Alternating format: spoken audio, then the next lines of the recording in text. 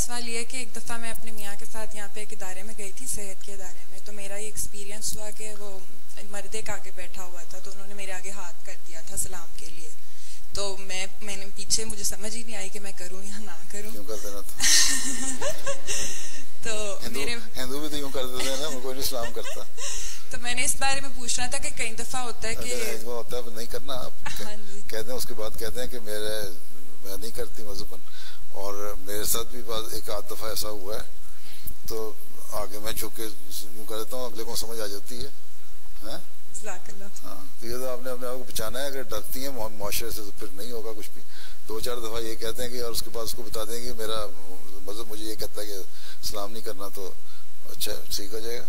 ठीक है, कुछ ना कुछ तो यहाँ के लोगों, यहाँ जो आपकी मजहबी तालीम है उसको अगर फैलाना है और बताना है और उस पर कायम रहना है, तो फिर छोटी मोटी तो बाज़ दफ़ा बेचैनियाँ पैदा होंगी लोगों के दिलों में, लेकिन बहुत बर्दाश्त करनी पड़ती है। और ये कोई आज की बात नहीं है, हमेशा से मुस्लिम मऊद रज़ियल्लाहु अन्हु ने लिखा है कि मैं उनके उस ज़माने में जब इंडिया जो होता था, इंडो पाकिस्तान सारा कॉन्टिनेंट, वो अंग्रेज़ों के ज़ेर असर था, तो वहाँ से लॉर्ड और वाइसराय और गवर्नर वगैरह होते थे, उनके बाज़ों के तल्लुकात थे असली मसीसानी से, ज़ाती भी थे।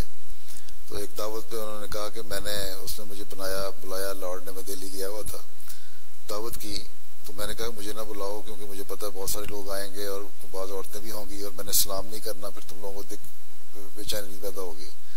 लेकिन खैर उसने बुला लिया, उसने कहा नहीं आप ज़रूर आए। और मैंने कहा अच्छा फिर मैं एक कोने में बैठूंगा जाके। वो एक कोने में बैठ गए, लेकिन वहाँ भी वो वाकिफ़ था एक और अंग्रेज़ पुराना ताल्लुक वाला, वो आ गया, उसकी बीवी ने हाथ बढ़ाया, उन्होंने कहा माजरत है मैं सलाम नहीं करता।